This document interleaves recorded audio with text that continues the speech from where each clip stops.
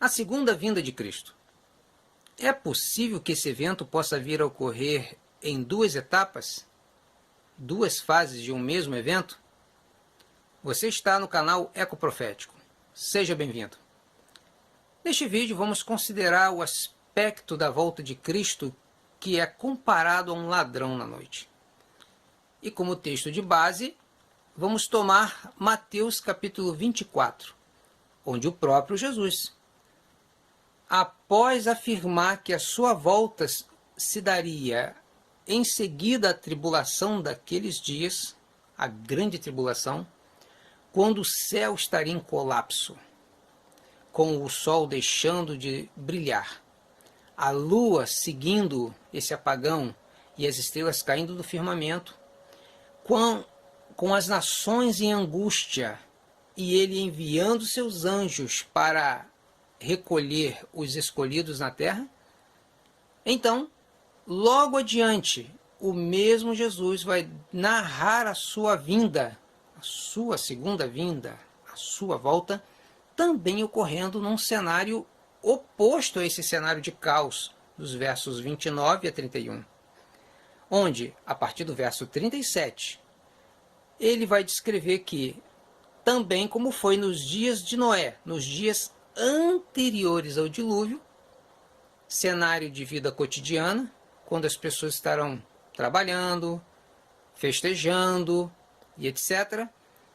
Mediante esse cenário, não um cenário de caos, ruína e colapso, um cenário de vida cotidiana, um cenário de tranquilidade, nesse cenário ocorre o que ele diz ser o levar de uns e o deixar de outros, o tomar de uns e o deixar de outros. E justamente no contexto desse segundo cenário é que ele vai declarar o seguinte, a partir do verso 42. Portanto, vigiai, porque não sabeis em que dia vem o vosso Senhor. Mas considerai isto, se o pai de família soubesse a que hora viria o ladrão, vigiaria e não deixaria que fosse arrombada a sua casa. Por isso ficai também vós apercebidos, porque a hora em que não cuidais, virá o Filho do Homem. Jesus compara a sua volta com um ladrão que, de surpresa, num momento inesperado, subitamente ele pega pessoas desprevenidas. Vamos lá. Então, a vinda de Cristo como um ladrão, ela pode ser um indicador de que a vinda de Cristo possa ocorrer em duas etapas, em duas fases, onde nessa primeira etapa, essa primeira fase antes da grande tribulação, num cenário de tranquilidade, de vida rotineira, Jesus vem surpreendendo, levando uns e deixando outros, porque é nesse contexto que Jesus compara a sua vinda como um ladrão. Bem, isso poderia estar dando base para mais de uma fase ou duas fases de um mesmo evento? O pós-tribulacionista vai dizer que não. Baseado em quê? Ele vai pegar Apocalipse, capítulo 16, onde, no contexto das taças da ira de Deus que estarão sendo derramadas sobre a terra, quando, por ocasião da sexta taça, que é derramada sobre o rio Eufrates, preparando o caminho para o cenário para a batalha de Armagedon, Jesus então vai fazer a seguinte declaração em Apocalipse 16, verso 15.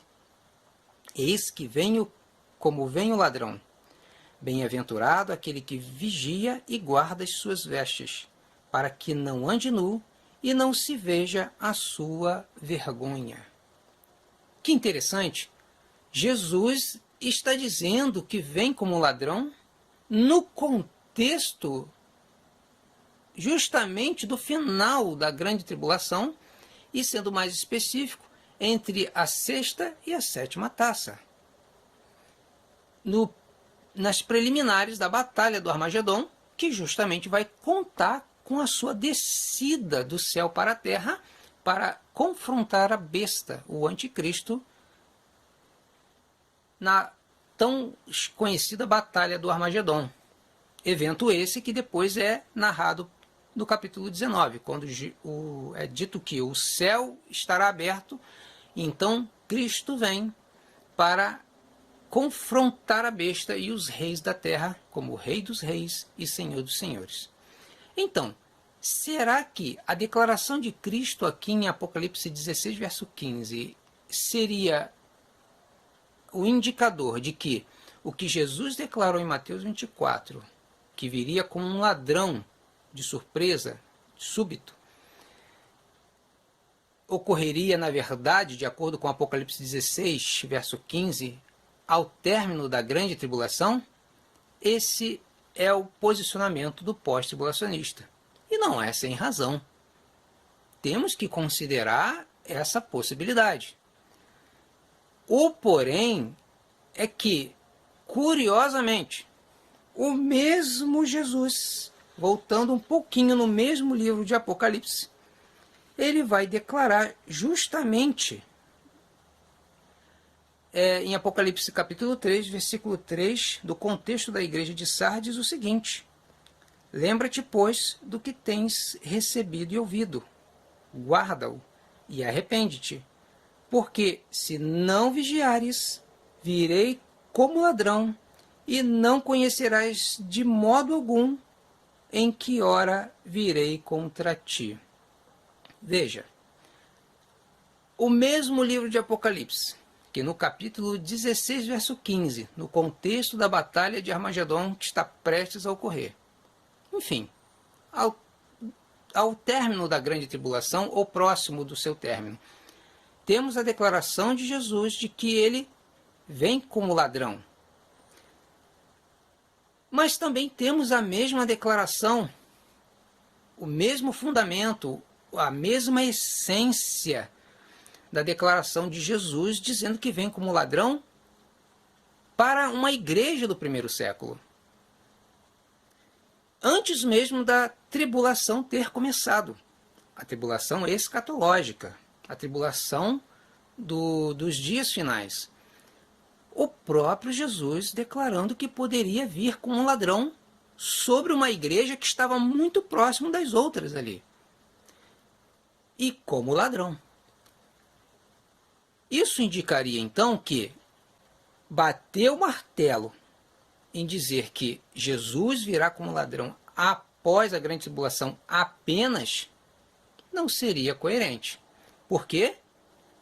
Se é tomado como base que porque Jesus diz em Apocalipse 16, verso 15, que vem como ladrão, logo, essa mesma declaração, ou a essência dessa mesma declaração de que ele vem como ladrão, se encontra bem antes dos selos serem abertos, seguidos das trombetas e, consequentemente, das taças, encerrando essa série de efeito cascata, ou efeito dominó dos julgamentos de Deus sobre a terra, no que nós conhecemos como a época dos dias finais, a época da tribulação.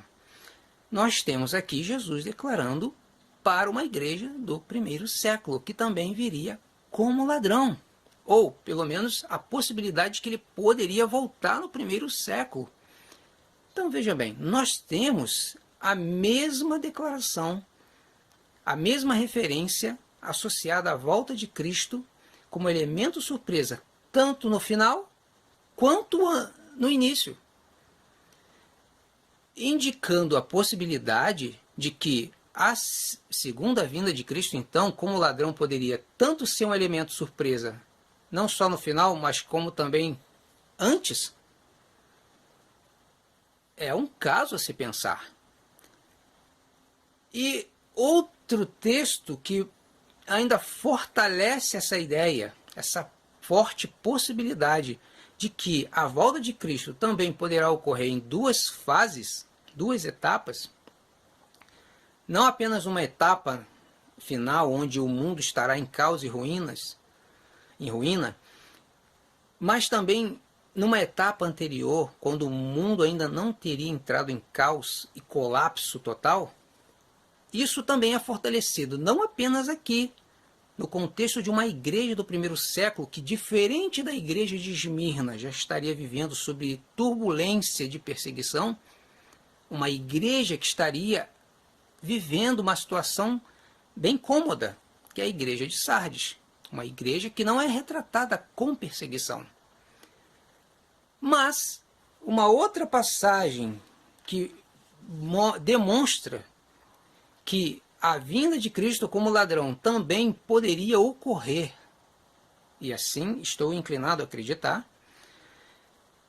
ocorrer no momento de vida cotidiana, tranquilidade, antes do caos, é justamente uma passagem bastante conhecida, que é 1 Tessalonicenses capítulo 5, onde o apóstolo Paulo, após o capítulo 4, onde ele narra o arrebatamento, descreve o arrebatamento e conclui no versículo 18 desse capítulo 4 como uma esperança, um consolo. Quando começa o capítulo 5, ele vai levantar a questão do fator de tempo, época, associado à volta de Cristo. E ele então diz o seguinte: irmãos, relativamente aos tempos e às épocas, não há necessidade de que eu vos escreva, pois vós mesmos estáis inteirados com precisão de que o dia do Senhor vem como ladrão de noite, quando andarem dizendo paz e segurança. Veja, o dia do Senhor, que também é retratado como uma época de calamidade sobre o mundo, uma época de Deus descendo para acertar as contas pessoalmente, nas passagens do Antigo Testamento, aqui também é narrado como sendo algo associado com uma época, um momento de paz e segurança, ou pelo menos falsa paz e segurança, quando as pessoas estiverem acreditando que não existe ameaça de colapso, não existe razão para acreditar que a situação de tranquilidade do mundo possa mudar para algo ruim. Em meio a esse cenário de paz e segurança, ou falsa segurança e falsa paz, tranquilidade, quando a vida pode estar seguindo a sua rotina, com pessoas trabalhando, casando, comendo, festejando. Em meio a esse momento de tranquilidade, o dia do Senhor surpreende como um ladrão de noite. Veja, é curioso que ele termina o capítulo 4 falando do arrebatamento. Começa o capítulo 5 fazendo referência à questão de épocas, tempo, vinculando ao dia do Senhor como um ladrão de noite. Se a expressão um ladrão na noite aqui estiver relacionado com a declaração de Cristo de que a sua volta ocorrerá como um ladrão de noite, como em Mateus 24, num cenário de tranquilidade anterior ao colapso de uma catástrofe global, como o dilúvio, mas no momento anterior a isso, quando as pessoas estarão comendo, bebendo, casando e dando sem casamento, momento esse que Jesus lá diz que como um ladrão surpreende, onde um é tomado e o outro deixado. E que aqui, após o arrebatamento, é dito que o dia do Senhor também ocorre como um ladrão na noite, mediante um cenário de tranquilidade. Se montamos todas essas passagens como um quebra-cabeça, será que estamos vendo um cenário tanto de colapso associado à volta de Cristo, como também associado ao dia do Senhor, como Apocalipse 16:15, ao término da tribulação, mas também associado com um momento de tranquilidade, quando ninguém esperaria que poderia ocorrer, algo que como um ladrão de noite, tira a rotina do mundo. Acaba com essa falsa expectativa, acaba com esse ciclo natural, onde um é tomado e o outro é deixado. Enfim, quando juntamos essas passagens, o que nós vemos, na verdade, é que temos dois cenários opostos, novamente, como em Mateus 24. Só que agora associados com a ideia do elemento surpresa, como um ladrão na noite, em dois cenários diferentes. Então, mais uma vez, estaríamos vendo a Bíblia de forma implícita, de maneira indireta, expressando a volta de Cristo em duas etapas, por se tratarem de dois cenários diferentes. É um caso a se pensar. E ainda fortalecendo isso, nós temos a declaração do próprio Jesus em Lucas capítulo 21, que é o contexto de Mateus 24, onde, curioso, depois de narrar os sinais e descrever os sinais turbulentos que vão avançando pelo princípio das dores e descambando para a grande tribulação, em Lucas 21, no versículo 25, quando ele chega ao ápice, ao clímax, o auge de todo essa série de efeito dominó, descambando para a grande tribulação, então no clímax de Lucas 21, a partir do verso 25, Jesus diz: haverá sinais no sol, na lua e nas estrelas. Sobre a terra, angústia entre as nações, em perplexidade por causa do bramido do mar e das ondas. Haverá homens que desmaiarão de terror e pela expectativa das coisas que sobrevirão ao mundo, pois os poderes dos céus serão abalados. Então se verá o Filho do Homem vindo numa nuvem com poder e grande glória. E então ele vai dizer: ora, ao começarem estas coisas a suceder, exultai e erguei a vossa cabeça, porque a vossa redenção se aproxima. Olha, com esse versículo 28, estaria claro e definitivo que Jesus está dizendo: olha, mediante esse cenário em que o céu estará em convulsão e a terra em angústia, enquanto o mundo estará entrando em prantos, vocês podem estar certos de que a vossa redenção, o vosso resgate se aproxima. Cristo está vindo, não só para julgar o mundo, mas para recolher os seus. Logo seria no final da grande tribulação. Porém, olha que curioso, logo adiante, ao fazer referência à metáfora da figueira, a partir do verso 34 ele diz: acautelai-vos por vós mesmos, para que nunca vos suceda que o vosso coração fique sobrecarregados com as consequências da orgia, da embriaguez e das preocupações deste mundo, e para que aquele dia, no singular, não venha sobre vós repentinamente, ou seja, de surpresa, como um laço, pois há de vir ou sobrevir a todos os que vivem sobre a face de toda a terra. Vigiai, pois, a todo tempo, orando, para que possais escapar de todas estas coisas que têm de suceder e estar em pé na presença do Filho do Homem. Ele está falando aqui agora sobre vigiem, para que vocês não sejam surpreendidos de forma a não serem agraciados com o privilégio de estar aonde?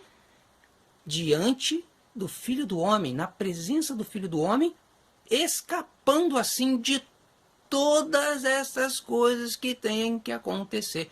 Todas essas coisas que do contexto inclui o quê? A grande tribulação. Novamente nós vemos a mesma estrutura.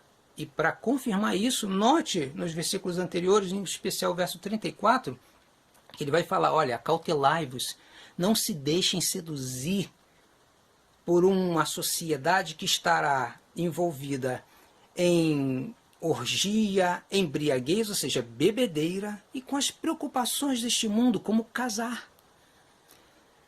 de uma forma obsessiva, como algumas pessoas chegam até a dizer que Jesus não vem antes do meu casamento. Casar é importante, mas participar das bodas do Cordeiro, deste casamento das bodas do Cordeiro, é muito mais importante. Então, novamente, nós temos aqui os dois quadros diferenciados. Num, ele consola aqueles que estarão vivenciando o clímax final da grande tribulação. E outros ele procura alertar sobre, olha, numa sociedade que estará ainda muito envolvida com as preocupações deste mundo, como é que uma sociedade poderá estar envolvida com as consequências, as preocupações desta vida, como embriaguez, ao término da grande tribulação, quando o mundo já estará sendo sacudido pelas taças, só para considerar as taças, sem levar em conta as trombetas e os selos. Notem, um cenário de tranquilidade versus um cenário de ruína e caos. E então, mais uma vez eu chamo a atenção. Um ladrão na noite, sendo associado à volta de Cristo como elemento surpresa, é tanto associado no final de Apocalipse, em Apocalipse 16, verso 15, como também no início de Apocalipse.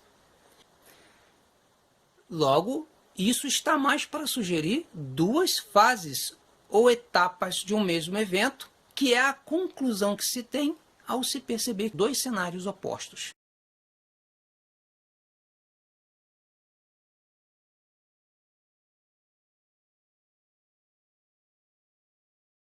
Chamo atenção ainda para o detalhe que, a meu ver, faz muita diferença na própria passagem ou referência de Apocalipse 16, verso 15, que é tão badalada pelos pós-tribulacionistas como está aqui dizendo, Jesus vai voltar no final da tribulação, no contexto da batalha do Armagedon. Vamos fazer uma leitura mais cautelosa e, no meu entender, mais acurada de Apocalipse 16, verso 15. Olha o que ele diz aqui. Está descrevendo o cenário terrível e assustador que está para recair sobre o mundo. A batalha do Armagedon. E então ele, no verso 15, diz: eis que venho como ladrão. Bem-aventurado aquele que vigia, e agora? Guarda as suas vestes para que não ande nu e não se veja a sua vergonha. Eu pergunto, e estou inclinado a acreditar nisto, seria essa parte final, quando ele chama atenção sobre guardar as vestes para que não ande nu e não se veja a sua vergonha, um link, clique, em linguagem moderna, que te leva justamente para o início do Apocalipse, no capítulo 3, na sua mensagem à última igreja, a igreja de Laodiceia, onde ele vai dizer justamente para essa igreja o seguinte, que essa igreja, além de um estado miserável de cegueira, é uma igreja que se encontra nu. E que ele vai recomendar para essa igreja o quê? Adquirir vestes para que não apareça a vergonha da sua nudez. Veja, é como se Cristo, no final de Apocalipse 16:15, estivesse dizendo o seguinte: esse momento turbulento e terrível, se você não quiser viver ele, se não quiser passar por ele, vigie, atente para a sua vida de santidade, para que você, lá atrás,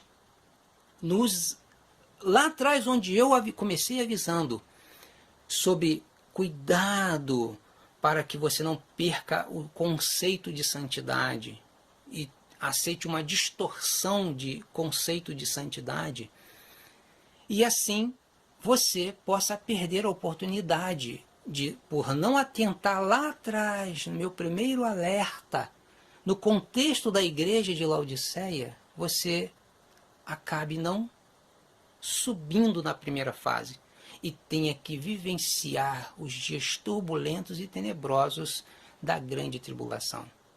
Porque a igreja de Laodiceia é considerada, numa interpretação que eu considero, a fase final de 7 etapas ou 7 períodos pelos quais a igreja cristã passaria, onde nessa última etapa a igreja de Laodiceia seria uma época em que a igreja estaria vivendo uma grande enganação, a ponto de cair ou recair no falso conceito de santidade e passando até relevar a nudez como algo natural.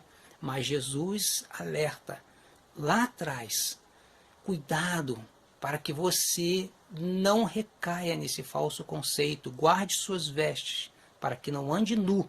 E assim, quando terminar a fase final da igreja na terra, retratado pela igreja de Laodiceia, a última das 7 etapas, então você, com João, poderá ouvir a voz, em Apocalipse capítulo 4, a voz que, como de trombeta, te diz, sobe aqui. Então, possa, como João, ver no céu uma porta aberta e, quando se der conta, imediatamente foi arrebatado para o céu, no capítulo 4, versos 1 e 2, antes que recaia sobre a terra o efeito cascata dos juízos de Deus na forma de selos, trombetas e taças.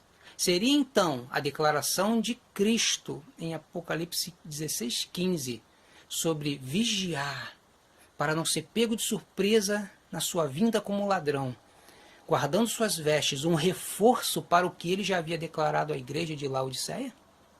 Existe essa possibilidade que nós não podemos descartar.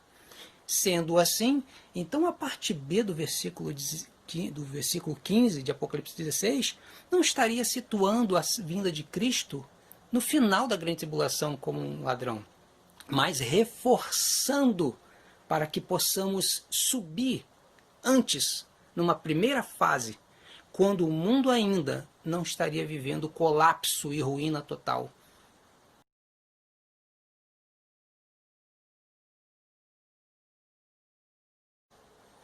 É um caso a se pensar.